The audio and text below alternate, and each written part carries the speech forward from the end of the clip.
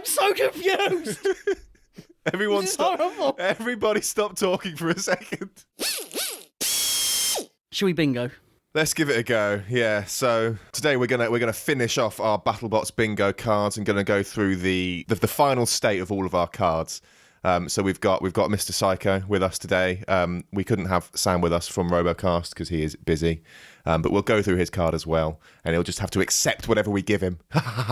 Mike, before we start going through things, how are you feeling about your card? Are you confident you're going to get enough to overtake us? I'm surprised I got as many as that I did. I don't know if it'll be enough to overtake, but it's definitely a lot more than I was expecting to begin with. So it might be pretty close in the end. Does anyone have like a line? We're close. We're 3 on a diagonal. Ooh.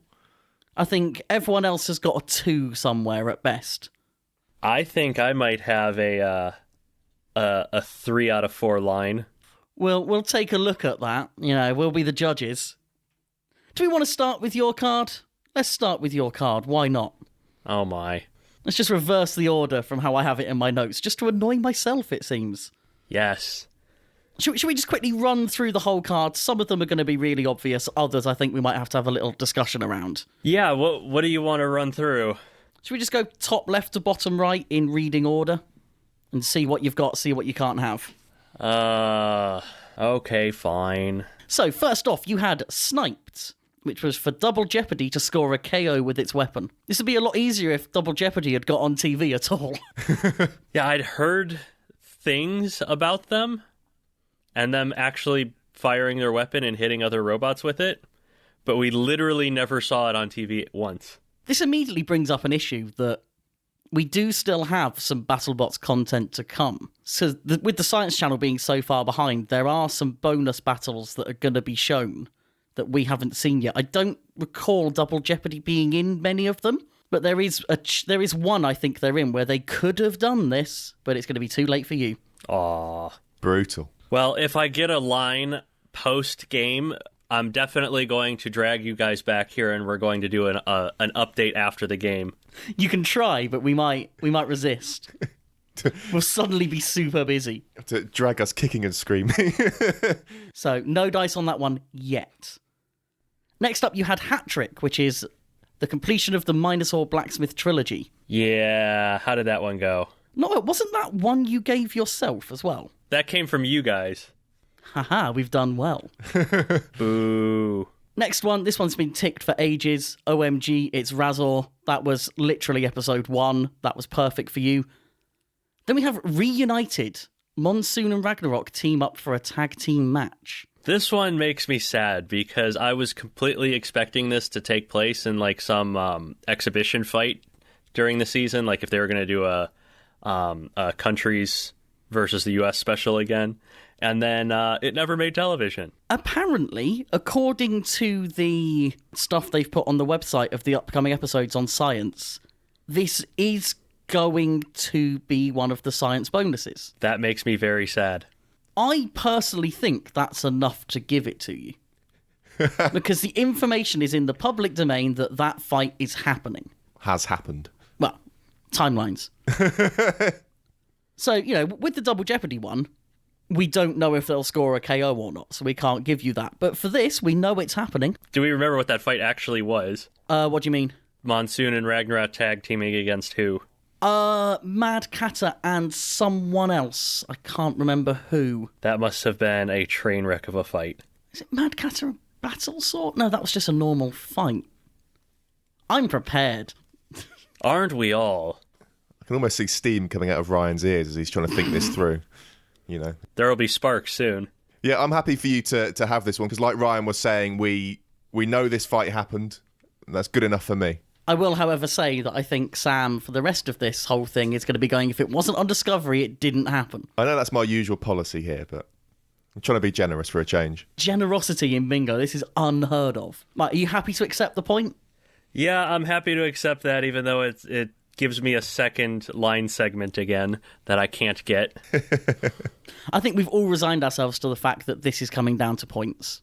I think a line is unlikely. So yeah, we'll give you that. Enjoy it. It's almost all you're getting. Yeah, probably is. Next up, this one has made me very sad. We have Rumble, a main event which isn't a 1v1, which is a square that I wrote on the assumption that there would be a Last Chance Rumble. No, they did a Last Chance fight card instead. Still a little bit annoyed about that. That was such an annoying fight card. So not happy with that. I just wanted a Last Chance Rumble again. You want another opportunity for Bombshell to do something ridiculous? Is that what you're after? Exactly.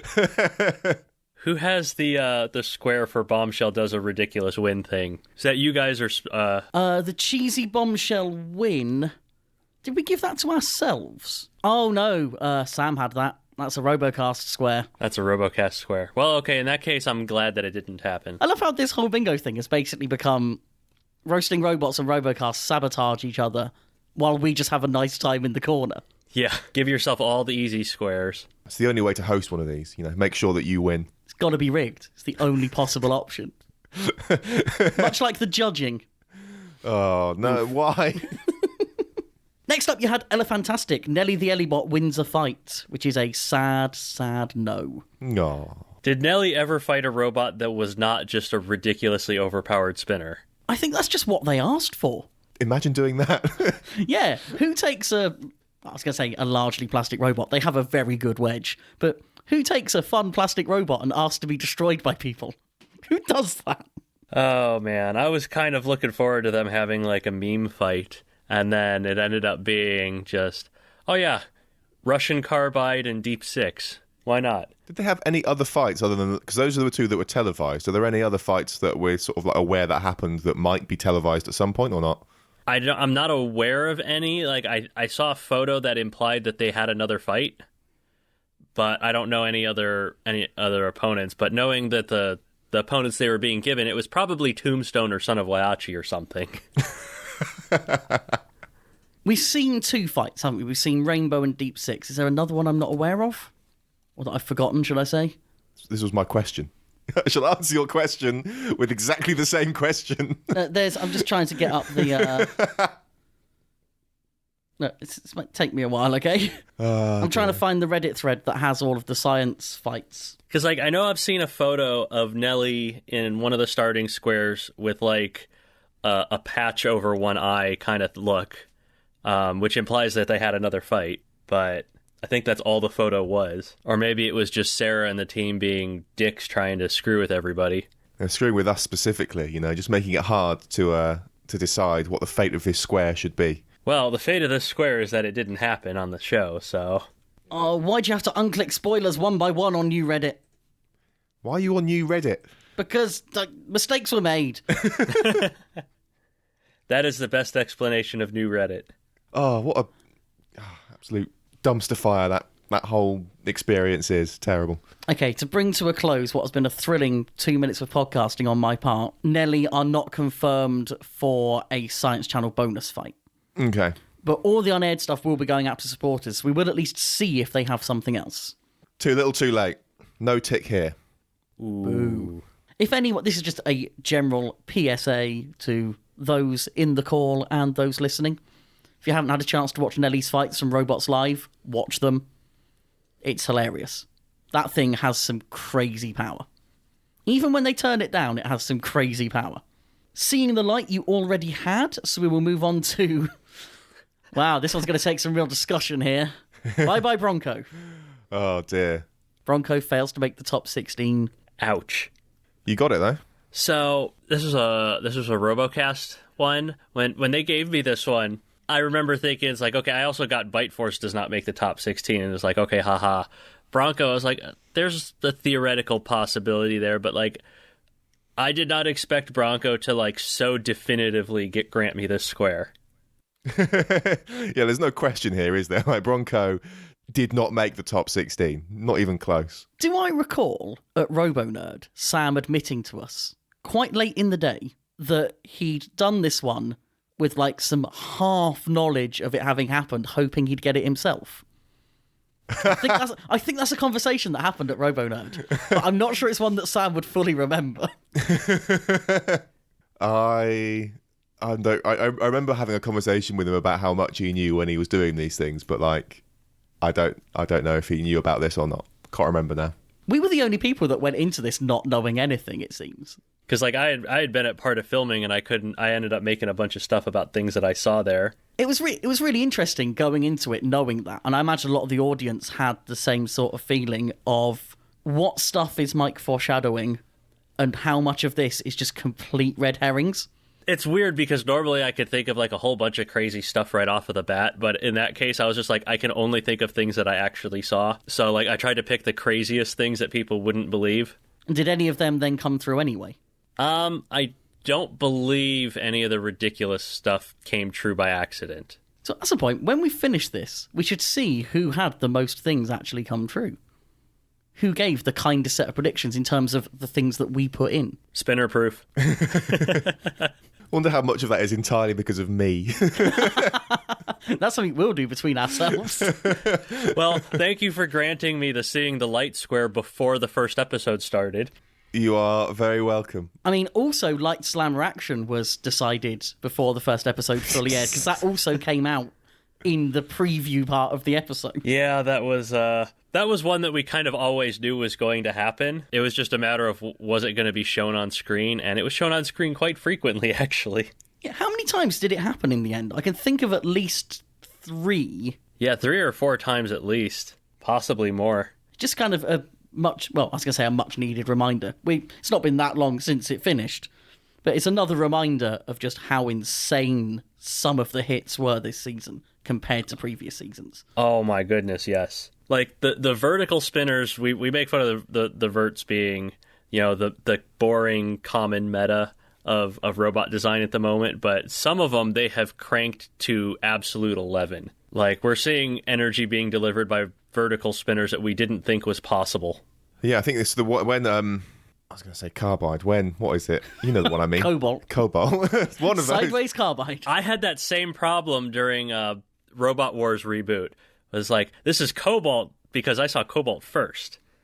Oh dear, terrible. But yeah, when sideways carbide hit itself into the ceiling, that was mental. Or when it hit its own wedge into the ceiling. Yeah, they kind of troubled the upper reaches of the arena twice in that fight, didn't they? Once with their wedge and once with themselves. We really need to find someone who was at that fight just to find out how high they did go, because the cameras didn't catch it. The cameras didn't even really catch the peak of Gigabyte either. I'm kind of surprised they don't just have like a wide-angle camera that's just like permanently mounted in a corner or something, that just like gets the entire thing up to the ceiling. Just looking upwards, not even getting the floor in. Next season, there's going to be a ceiling camera, and it's just only looking at the ceiling. Maybe we'll have cameras in the ceiling as targets to be hit. That'd be some great footage. Like, have slow-mo cameras. This is obviously a colossal waste of money, but like, having slow-mo cameras in the ceiling get slow-mo of the robot hitting the camera. I know during the ABC seasons, they had a camera drone that was flying around the arena, so maybe that's something they could bring back. And then last season, they had all the 360 cameras as well that kept falling off of robots. Oh, there's an idea. An extra judge's point if you take out the camera drone. Can we just have a number of targets in the arena? Basically turn it into like the Series 2 pinball event. Oh, no. It would somehow be less controversial than having judges. Oh, dear. In fact, American sports loves a sort of sudden instant win option. What if you just immediately win the fight if you hit a drone? It'd be perfect. It's like the golden snitch. That would be awful. To be fair, it is the only way to overthrow Bite Force. Throw one of its wedges at the camera drone. Yeah, don't even throw the whole robot into it. Just one of the wedgelets, if you can get that much. Yeah, the King is Dead. That's one that failed quite spectacularly on you. Bite Force fails to make the top 16. So, I mentioned this with the Bye Bye Bronco one. These went in polar opposite directions this season. Bronco went 0-4, and Bite Force won the whole tournament. It could not have been bigger opposites for these two squares. What you needed was for those wins and losses to be averaged out, so both of them would go 2-2. And even then, they probably would have ended up in that bonus fight card thing. Oh well, we all know the best 2-2 robot went through. Is that so? Just baiting Sam here. Ooh, next up, we've got one of the really weird ones, which I think was my fault. It happens to lots of guys. A whole episode passing without a single fight lasting more than 90 seconds. I'll be honest, I didn't work very hard keeping up with this one. You have no idea how disappointing it was that there was at least one judge's decision in every episode. Was there actually at least one an episode? Yes. That does explain why we've spoken about so many judges' decisions. Oh, man, yeah. Every single time I was like, was that all KOs this episode? And it's like, oh no, there was that one judge's decision, so that means I don't get the square. God damn it. I mean, we'd barely have a podcast without all those decisions, so I'm fine with it. I mean, you're not wrong. If we do bingo again, we need a square for this would be the Spinnerproof shuts down square, wouldn't it? So fortunately, you don't get that one. So I guess what you're saying is next season, if we do bingo again, one of the squares has to be Ryan is okay with the judge's decision. Oh man, that will never happen. That would just force me to be more contrarian in our podcast to avoid giving someone that square. No, please. Oh no, I can't cope with that. Those conversations are long enough already. Bingo season 2, I'm making it happen. I'm just gonna hold you to the idea of bingo season 2. I've just realised that you've got. I say just realised. This isn't the first time this has occurred to me, but I've just realised that you had 3 top 16 squares, and this is probably the harshest of the lot. What does the fox say? Foxtrot makes the top 16. Yeah, about that. We could all dream. I gave that one to myself. You fool. Make a bunch of hard squares so that the other guys have a difficult time. Yeah, did that work out for me? You only got 4 of your own. It's not too bad. You got the statistically likely amount of your own. This is true. Hang on, no, that's less than likely. Yeah, you got very few of your own. It's all the ones from Sam that have caused you most of your headaches, I think. It's okay, revenge is coming in about 5 minutes' time. Yeah. So, weirdly, that one didn't happen. You've got quite a good end to your card, though. We'll start off with split personality. A robot gets split in half that isn't huge. We've discussed this one quite a lot, haven't we? Yes, we have, because there were a lot of robots that were like cut into thirds, which was kind of unexpected. And I think we did conclude at least one robot was cut into half, or I could have 3 robots cut into thirds would count, or something like that. I think we've made lots of different decisions on this as time has gone, and it's just kind of stayed as a question mark. And now we've got to make that final call. Do you think you should have it? I think so, on the basis that Monsoon might qualify as in half. I've just realised we asked Tom, and I can't remember what his answer was. I seem to recall Tom agreeing that it counted. I think Mad Cutter versus Railgun, it may not have been in half, but it was in 2 very big pieces. It was sort of 1/3, 2/3.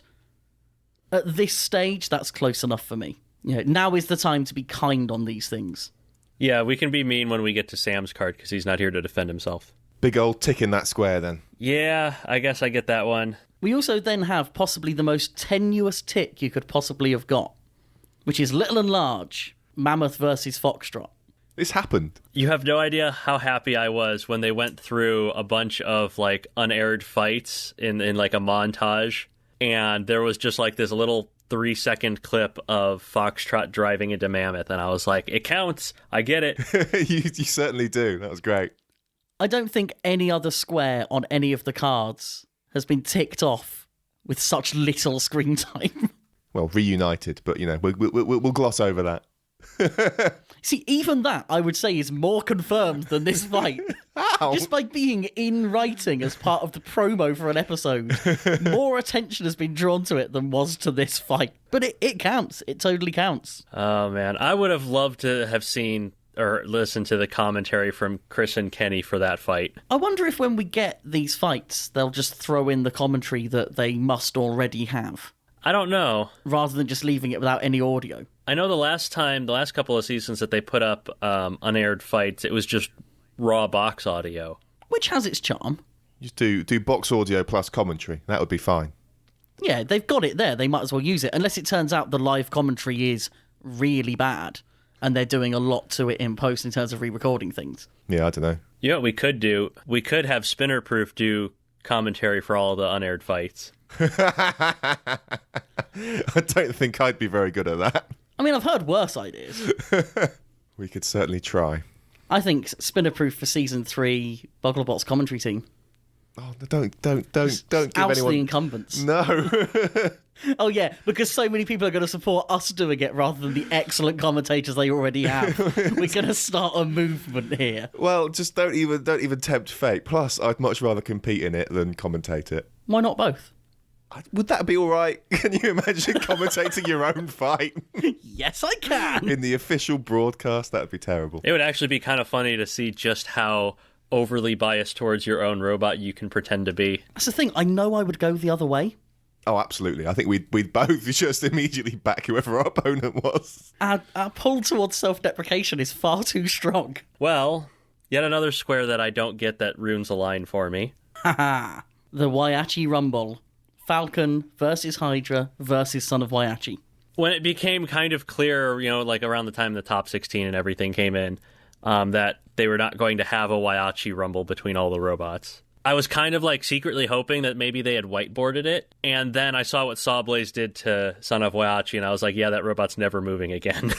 Yeah, with them going out quite early in the top 16, you felt there was a chance, as long as they didn't go out like that. Like, if it had been like their Poison Arrow fight from a few seasons ago, where it was just like one hit, the robot stops because a wire came out or something, okay, yeah, maybe they could, but not having the whole robot like cut open and spewing fire. Which is the best way to go out, just not very whiteboard friendly. Yeah. Here's a point. Do they call it a whiteboard in America? Or is that purely a UK thing? No, that's called a whiteboard. Either whiteboard or dry erase board. For the record, I'm not talking about the physical thing that you do the writing on. I'm talking about the idea of an extra match at a tournament. For BattleBots, they call them whiteboards. For any other kind of tournament, who the knows? I really don't have any idea. I was most upset that our whiteboards at the competition we were at this weekend didn't involve a physical whiteboard.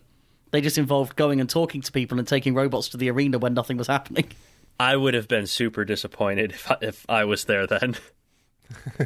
I needed admin. What? Why? What? The system they had was fine. Oh, the system they had was brilliant, because we got loads of whiteboards out of it. Oh, dear. To round off Mike's card, we have the All Brazil affair, Black Dragon versus Minotaur. That's been a tick for ages. Yes, that was a Desperado tournament final. Amazingly, given that either of them could have gone out from having technical issues. So that wasn't even something that was set up like we were expecting it to be. That was, they both had to fight their way to get to each other. You do still feel like they would probably have done it as an undercard match if it hadn't happened in the Desperado. Yeah, like I feel like that was like definitely a thing that was coming eventually.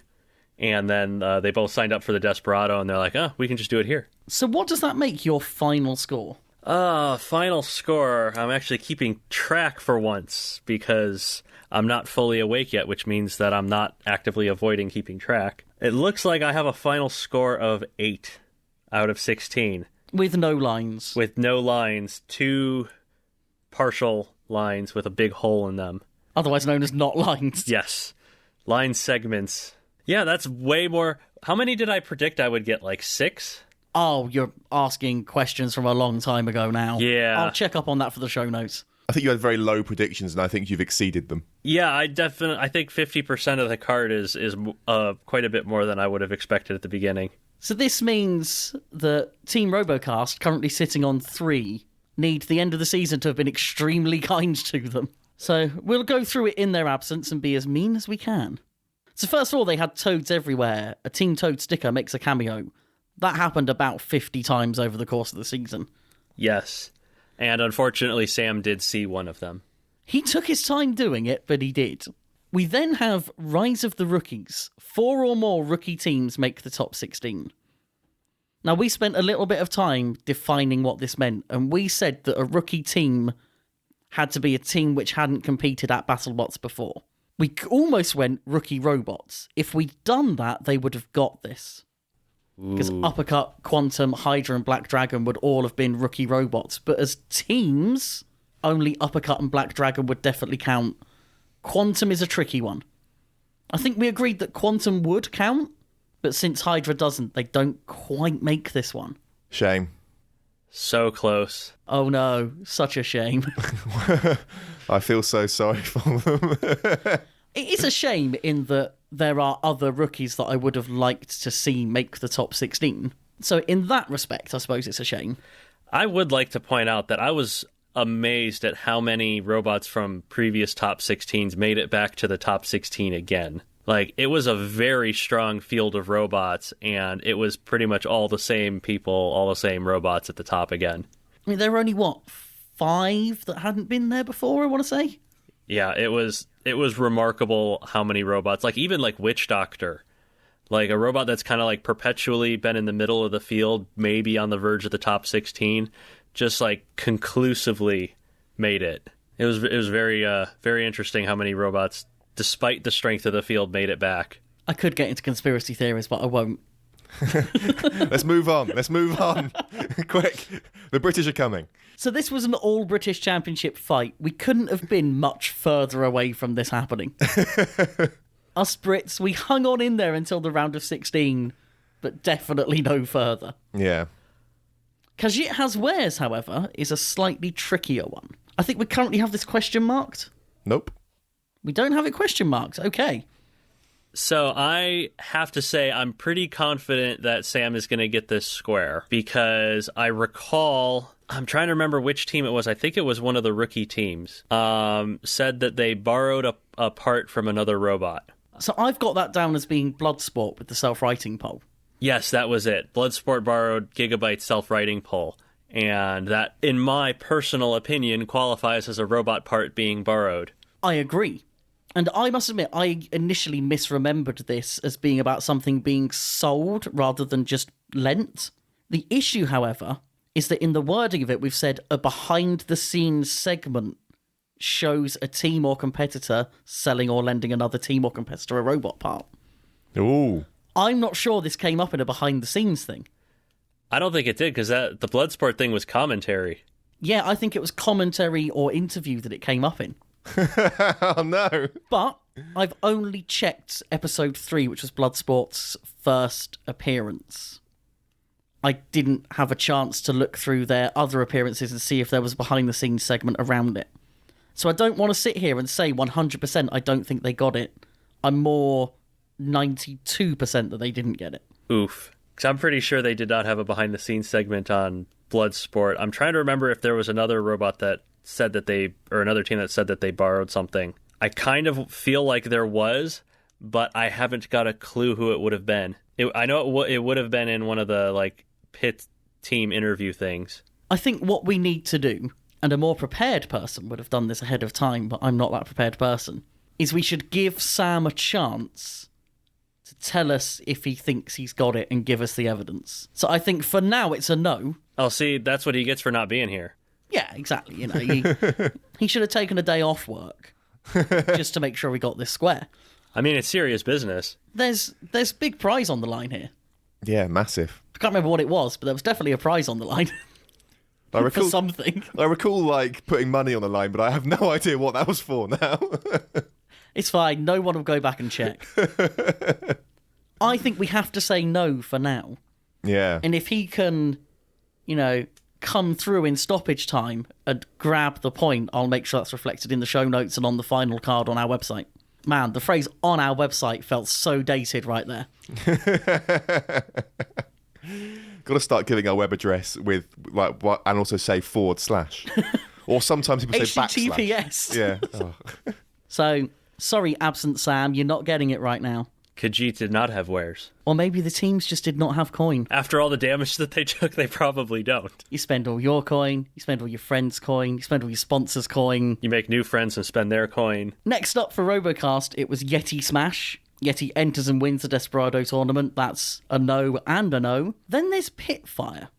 A robot catches fire outside of the battle box or test box. Do we have any knowledge of this happening anywhere? Do you remember if we said in the show notes that knowledge counts towards this, or does it have to be on the... I think this was one of my squares that I submitted, so I think I usually said it had to be on the Discovery broadcast to count.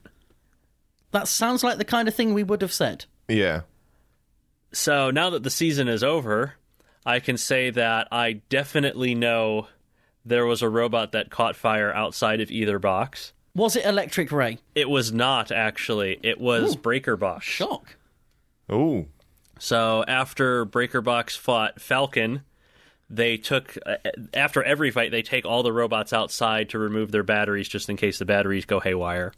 And that was exactly what happened. They took Breaker Box and Falcon outside, and Breaker Box burst into flames. I was really hoping it would be a freak electrical fault, just for the irony of Breaker Box being the one that had it.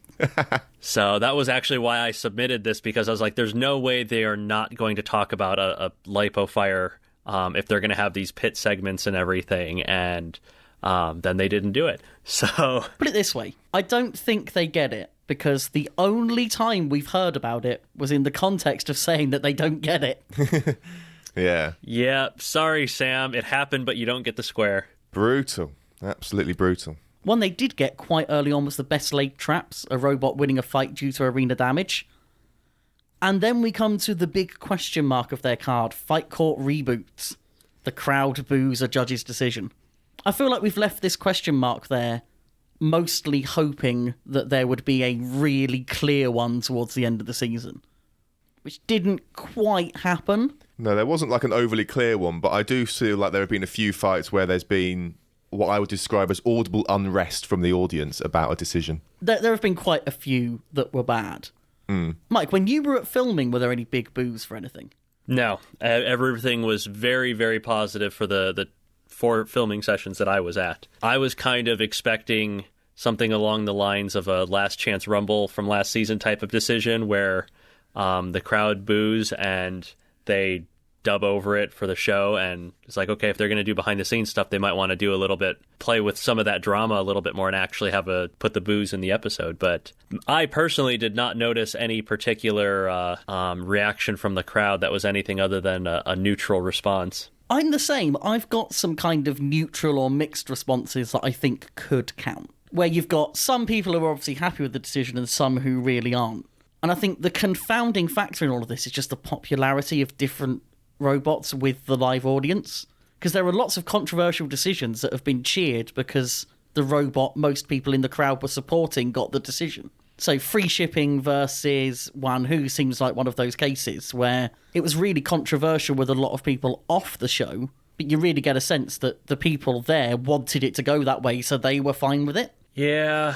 What we do have, however, and that fight is an example of it, is people... I don't know if it's an ooh or a boo. A lot of the time when a split decision gets announced, just the fact it's split at all. My recollection from being at the event was that everybody's going, ooh, type of a thing. Like, oh no, she didn't. Got a spooky mic there. I think that seems more likely than people booing the fact there's a split decision. I know, to me it seems more ooh. Yeah. It's the opposite inflection, and that to me is just inherently negative. See, that's just bad audio mixing. That's what that is. Bad audio mixing in BattleBots, never. Maybe they reversed your ooh to get that ooh. There's one that I think we can justify there being some booing for. Justify as in, I think I can argue that there was, not that booing would be valid, although that is also probably what I think. And that is Tombstone versus Gruff, where there seems to be a mixture of cheers and boos. But then, as they transition into Ray's interview, I think some boos kind of persist. So on that basis alone, I'm tempted to give them the benefit of the doubt here. So I'm not going to disagree with you on that, but I am going to say because Sam is not here to defend himself, he shouldn't get the square on a questionable. Oh. You are so harsh. You're so worried that they're going to catch you up.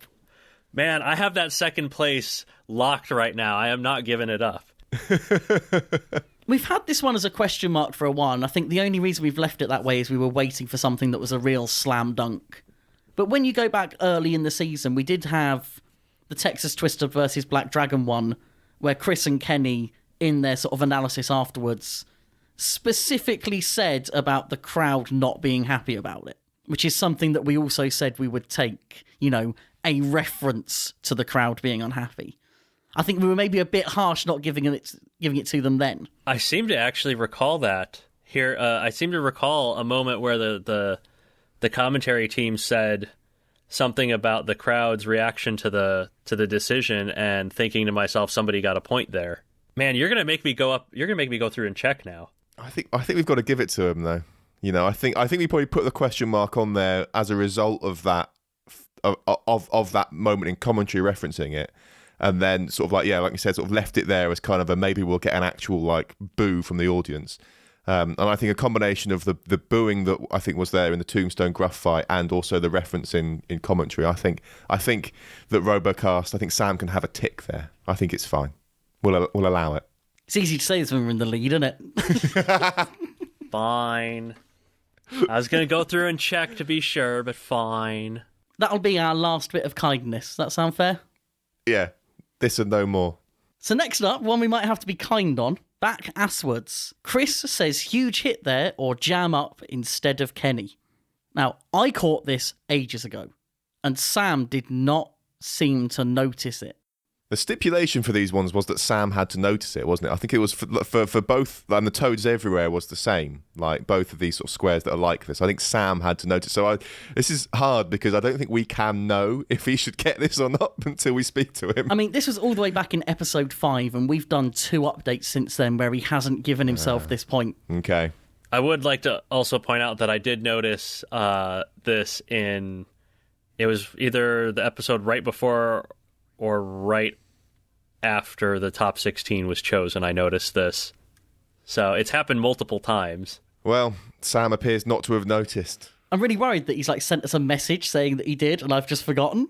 I don't think that's happened. Should we just say it hasn't happened and not check?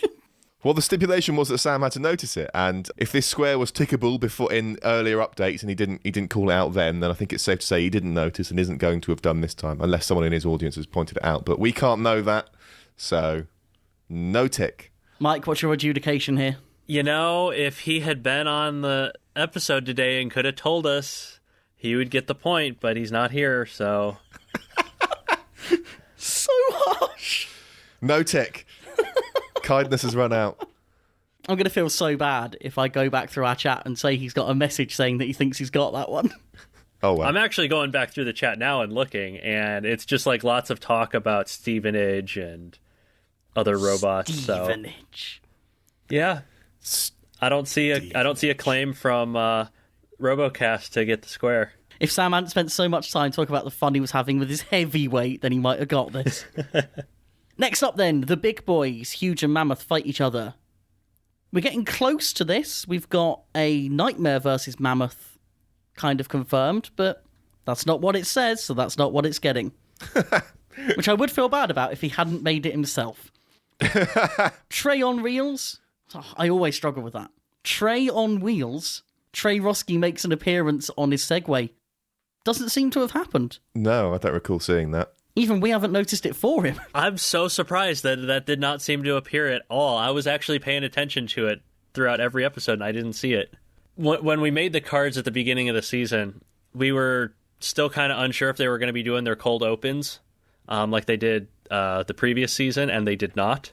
And that was kind of where I was expecting it to happen. And because I know at least one, they had the whole group of everybody, all the builders in the shot saying something, and then Trey came whizzing by on his Segway. So I was like, they're probably going to do something like that again. And then, nope. I miss the cold opens so much. They were so good. They were quite entertaining. And they would have been another minute of content that wasn't adverts, which I would totally take at this point. And that's probably why they were cut out. Sad but true. I don't want to criticise them for, monetising what is probably a very expensive show to make. But, damn, BattleBots has a lot of ads. Yeah, if there's any criticism that I have for the way that this past season went, it's that 2-hour runtime is probably a little bit too long. There were a few episodes that just sitting through it, and especially sitting through the ads, was exhausting. I mean, you're looking at half an hour of adverts. If it's broadcast in a 2-hour slot, I mean, if once you cut the ads out, I think they're no more than an hour and a half, and sometimes more like an hour and 20. Like this, 123 to 124, I think, has been so you're half for it. You're looking at over half an hour of ads, which is crazy. Yeah. Often ads either side of a segment of BattleBots that didn't have a fight. Yeah. That's the thing that hurts for me. I remember when I was over in England at Sam's house for RoboNerd, and we miraculously, BattleBots happened to come on whatever viewing device that we were watching without our input, and it was hour 25 runtime, and it was perfect. It was exactly perfectly paced without the ads, but with the ads, it is just so painfully long to sit through. I've just realised that Sam literally gave you accommodation when you were in England, and you won't even give him a point in bingo. Well, you're the worst.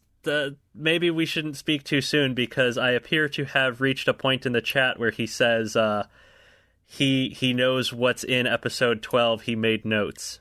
Well, I mean, good for him. He knows what's in episode 12. So it appears to be referencing Chris and Kenny doing commentary. Ooh.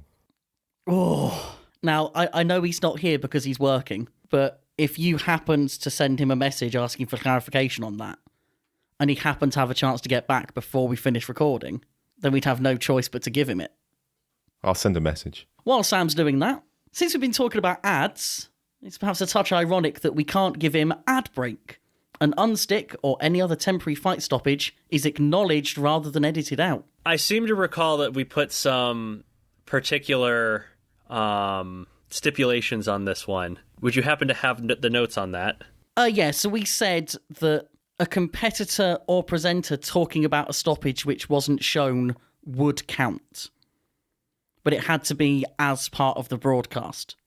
And as far as I'm aware, they didn't at any point acknowledge the issue with Quantum and Blacksmith. They completely edited around and never mentioned the fight stoppages in fights like Yeti Bite Force and Bombshell Quantum.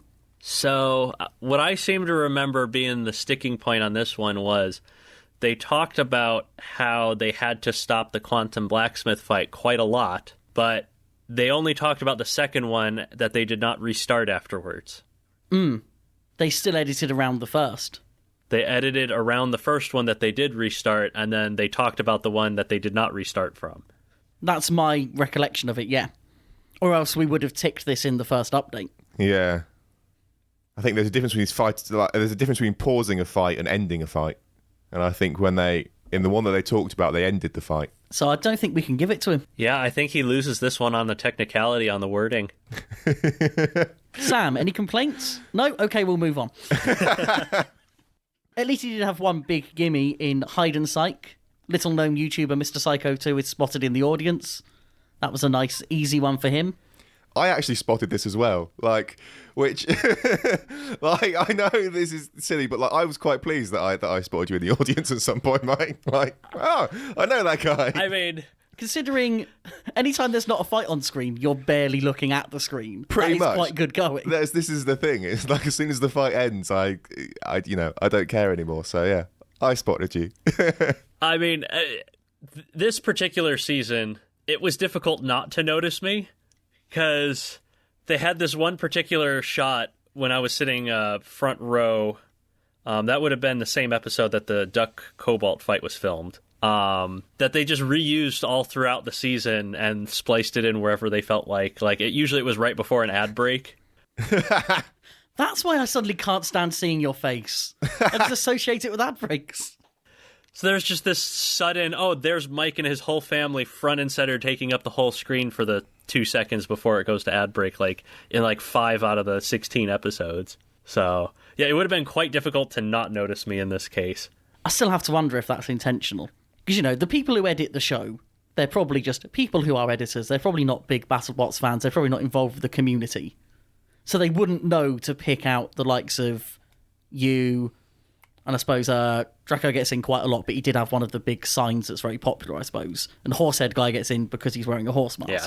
I wonder if BattleBots literally went, by the way, we've got this shot or this set of shots. Use them a bit. I don't know, because I'm vaguely aware that Greg Munson is in contact with the production team throughout the whole editing and production process. Because he kind of casually mentioned to me when I got to chat with him the one day that the first episode was already being worked on when I was sitting for the third filming session. Oh, wow. That does explain the turnaround time, doesn't it? Yeah, so I'm aware that he's in contact with the production team. Maybe not the editors specifically, but definitely the production team. So, who knows? He could have been hey, squeeze him in there. He said some nice stuff about us this week. I'd like to think they do it just for kind of the Easter egg value for some of their audience as well. It's quite possible. I know Greg is pretty active with the social media channels and such. Trey is, I swear Trey is a recluse when it comes to social media. I don't think he has any social media. I mean, he's got a Segway. Who needs social media? I mean, you're not wrong.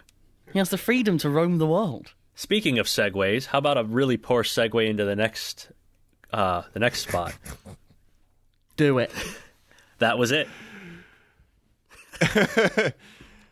Heavy shelling. Bombshells score another cheesy bombshell win. Made all the more difficult by the fact they didn't score a win of any kind. Nope. What a shame. You really wasted your segue on that one. Yeah, I did, didn't I? Next up, not a wedge. This is one that I think if it had happened, we would have noticed. Somebody refers to Duck's front end as a wedge. Could be a competitor, could be a presenter, even a sign in the audience, anything that makes the edit. Ooh.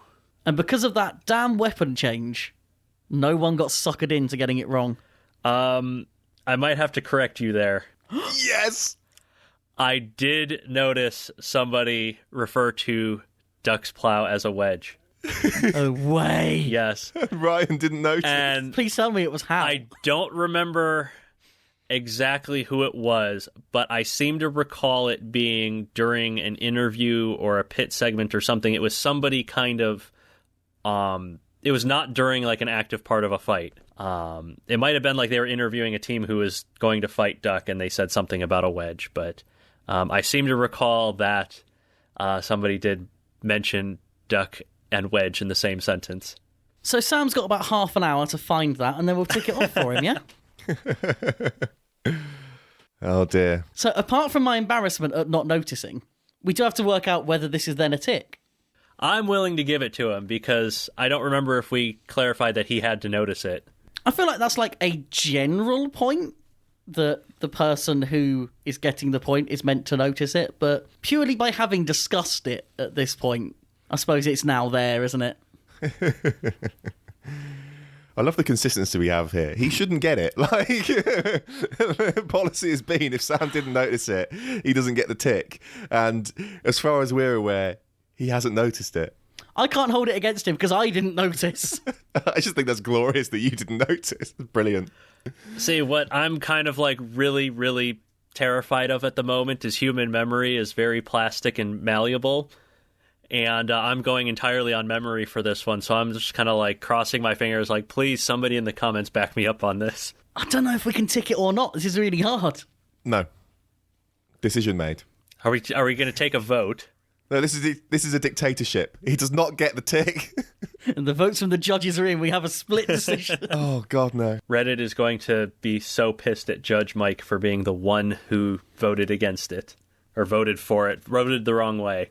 I don't think we can give him it. You've persuaded me, Sam. You, as the nearest thing to Sam we have, are saying no. So... Yeah, as the only Sam on this recording, I didn't notice that, so... That's how this works, right? Such a shame. If only the other Sam were here to defend himself. I think it's a no. I think we will talk to him about it. And if he can come up with an episode number by the time this goes out, then maybe it becomes his. But at the time of recording, I think it's got to be a no. Okay. Last up, then, there's Gem and Ouch. So this is another one that's been a question mark since forever.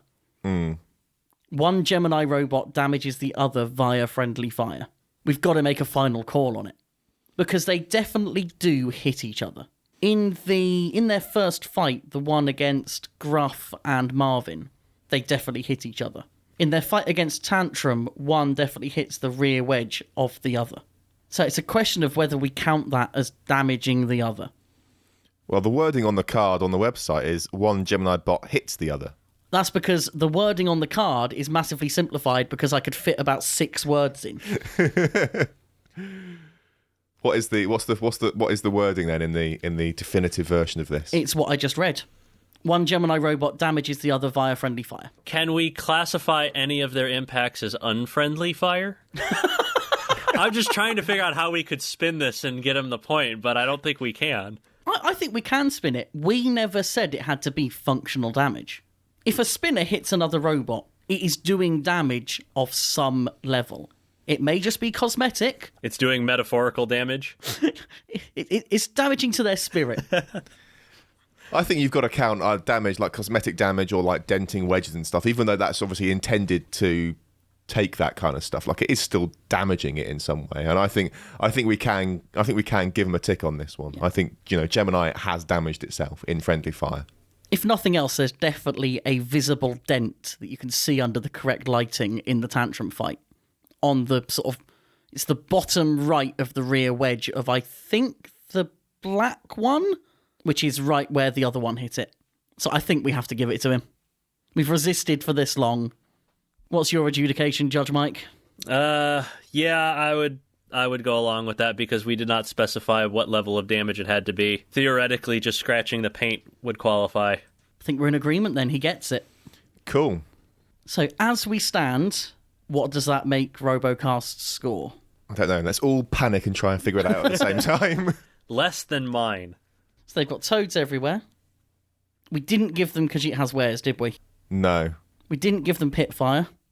Best laid traps they had. Fight Court Reboot, we give them. Back Asswards, we said no. With the caveat that if he replies to this message, then he can get it. Ad Break, we said no. Hide and Psyche had. Not a Wedge, we've said no for now. Gem and Ouch, they get. So it's currently a score of 5 that could rise to 7. Yes.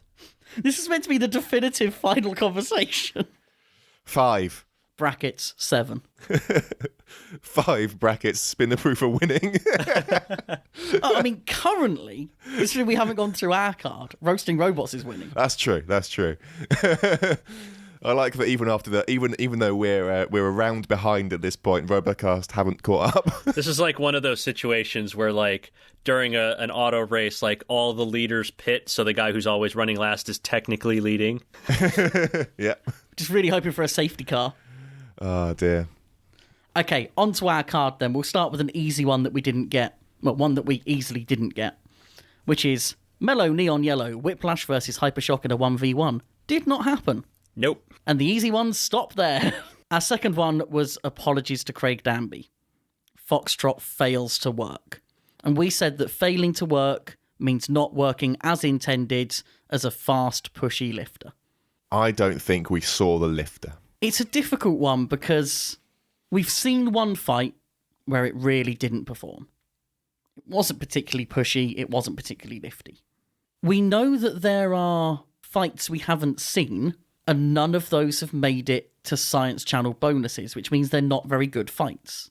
But that doesn't mean that Foxtrot didn't work in them. Yeah, but like we haven't seen it work. Like you can't go like because we haven't seen one way or the other, therefore it must have worked. Like I'm afraid, and I don't feel good about this. Like I think we get the tick here, but I'm not happy about it. Like I wanted Foxtrot to work, and I'm sad that it appears not to have done. Unfortunately, I think I have to agree with Sam here because just about every other box we have said if it wasn't on one of the broadcasts or isn't widely known publicly, then it doesn't count. And in this case, we have no public evidence that Foxtrot worked well. Yeah, I come to the same conclusion. I think we have to give it to ourselves. But I sort of feel the need to be more thorough on this one because we're trying to prove a negative, which, with hindsight, made it a really bad square. Yeah, who would write such a bad square like that? What kind of idiots who think they can put a podcast together would write such a bad one? Probably me. Actually, what's this? I can't remember which one of us this one was. I can't remember. But yeah, I think we're begrudgingly taking it. Yeah. This is the saddest point we've ever got. Yep. We'll take Tombstone. Endgame, fighting and defeating Tombstone. Didn't come close. Nope. Away goals, a non-US champion. Didn't come close. I mean, we had a non-US robot in the semi-final. Yeah, but that's not what the square is it? Oh no, but it's closer than it could have been. Okay. No collusion. Captain Shredrator versus Rainbow in a 1v1. I'm so disappointed this did not happen. Are we certain that it didn't happen and it's not coming as an unaired fight? I believe we're certain it did not happen because I think I don't think Captain Shredderator has any unaired fights. Nothing for us then. Nothing for us. Tracking number, free shipping scores and out of the arena. Free shipping only picked something up about once. Yeah. Disappointment. Although it did try really hard. Like, I seem to recall it getting robots up onto the screws and such. Yeah. Should we do that as a square next time then? You know, free shipping tries really hard to get out of the arena. Maybe that's the Team Danby square for next year. They try. Oh, no. So harsh. Oh, and you guys are still failed to get that. Wholesome tick. Actually, yeah, Team Danby won't technically be there, will they? No. Not a robot we had. That's already been given to us. A competitor cries on camera. Which if there was any doubt about that, we would have got it again in the play-ins. Mm-hmm. Don't breathe this. A lipo fire happens. Like 20 lipo fires happened. Yep. A new hero rises. A new robot wins the giant nut. You had... How many robots were in this season? 66? 68? 66 that actually competed as part of the main tournament. You had a 65 to 66 odds of being correct and getting this one. Did we, though? Is that how the odds work? I mean, Bite Force. Okay, yeah, it's Bite Force, so it comes back to 50-50, but still. Yeah. Yeah. I'll admit, it gave me a little hope when they were at least both drawn on the same side of the 16. So I did the math. That's 98.4% odds of it being a different robot. Assuming all robots are equal. They are. It's just some are more equal than others. It's true. Should we not be counting multibots as a multiple? There aren't 66 robots in this season. There are what? Oh, God, counting all the little, 1 pound robots, it's going to be 100 or something. It'll be 70. No. That's I'm not counting mini-bots, just multibots. That's not how this works. They're one entry. I feel like we're flying through these. Well, yeah, it's easy to do that when you have all of them. Yeah. We already have meme machines. Yep, Nelly the Ellybot versus Rainbow in a 1v1. We also had Ducks Do Fly. A robot throws duck high into the air. Finally, though, one that we don't already have and can give ourselves without any controversy. Spin to win. Oh, yes. The top 4 are all high KE spinners.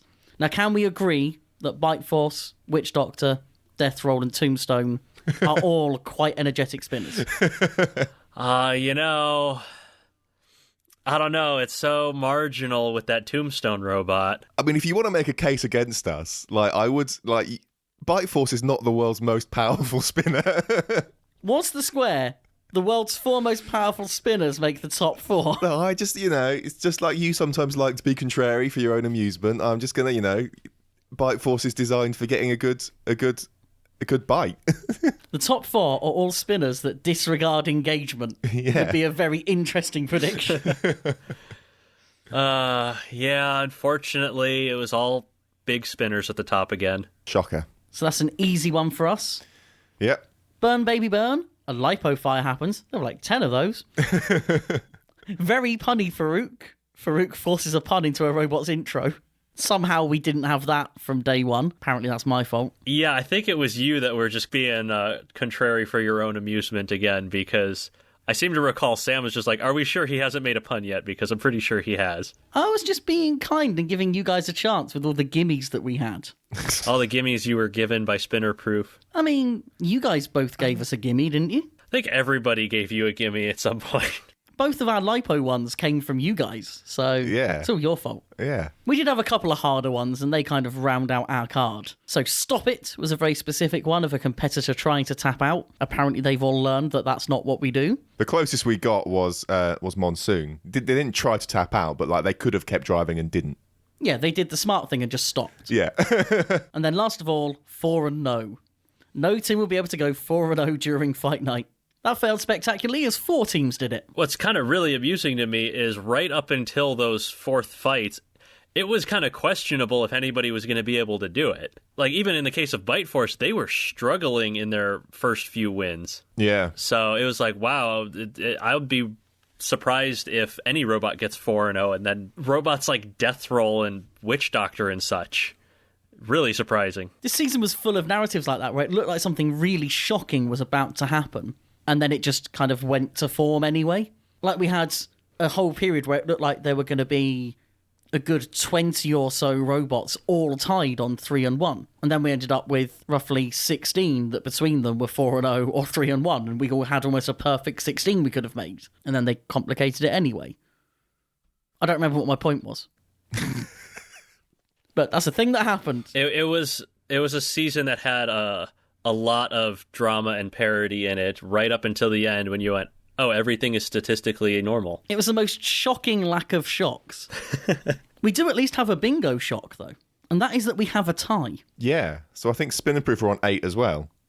We're on 8. Yeah. Robocast, best case scenario, are on 7. Yeah. And Roasting Robots are also on 8. Shocking. And I can't remember how we agreed we were going to break a tie. Oh no. I think we agreed that it was going to be whoever was hosting that episode. I need to edit this immediately. Whoever gets it out first wins.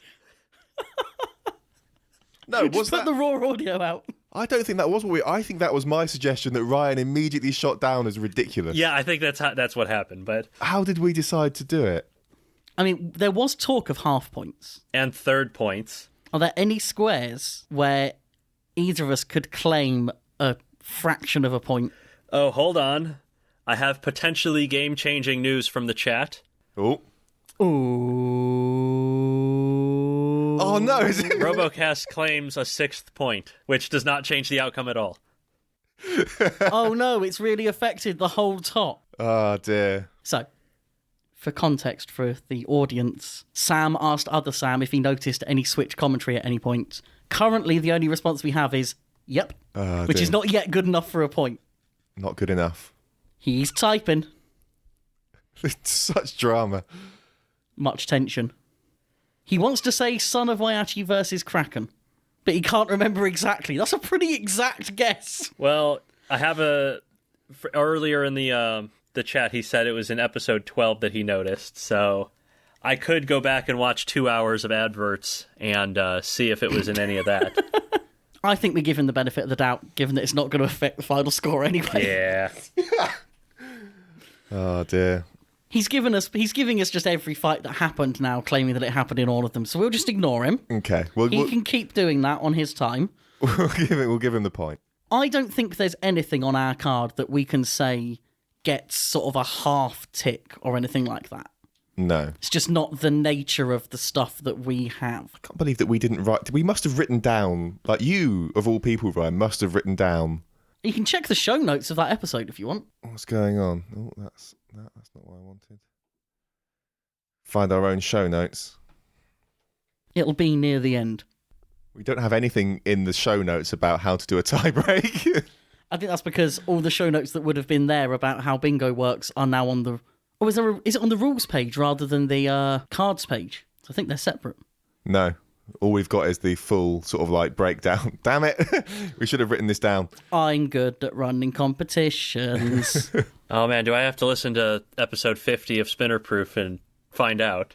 Can you see anything, Mike, where you might have a half point? Might have a half point.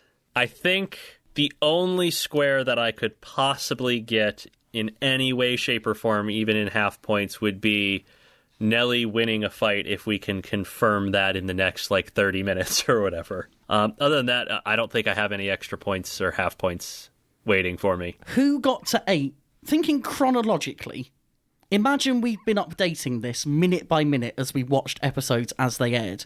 Who would have got their 8th point first? I think that's the only way to break this tie. Who hit 8 first? I have no idea. Let me see here. I believe that probably would have been you guys. And I say that because we've given me the Monsoon and Ragnarok tag team square, and that was only confirmed after the final episode aired. That does make sense. Yeah, because our last one would have come as the sort of second semi-final finished. Well, actually, no, ours would have come before that. Ours would have come, I suppose, when the top 8 was done. Yeah. Because at that point we knew it was only high KE machines left. Yeah, I suppose chronologically it would have been you guys finishing your card first by about half an hour of adverts. Are we happy with that as a way of deciding this? I mean, obviously we're happy with it because it means we win. Or can this just be a draw? We haven't entertained the idea that this can be a draw. I suppose for the purposes of this episode it could be a draw, even if it does say that you guys won in the show notes later. As if we do such a thing. I'm happy with a draw. I don't know about you, Sam. Let's go with a draw. Seeing as we can't remember how we decided to settle a draw, we're going to go with a draw. You can tell we're all professional podcasters because we don't have any notes on how this is supposed to go. There is one thing we do know, and that's that Robocast lost. Yes. Which is perhaps the most important thing of all. Oh dear. It's not about winning, it's about not losing. The one podcast here that has a heavyweight robot to their name lost. That's all that matters. and the teams that have actually finished their Beetle weight won. Hey now, let's not get personal. You finished your Beetle weight, you count. Yeah, you finished a beetle. It's been out in public. Technically. That counts as finished for the purposes of this discussion. If it's had a fight, it's finished. Well, what an underwhelming end. I mean, Sam has just proved. He's just sent us a YouTube link specifically to where this happened, to where one of his commentary thing happens. So I think we can definitely give him that point. Wow. If only he knew how little it counted right If now. only he knew. I'm going to tell him, like, this is critical to winning the game right now.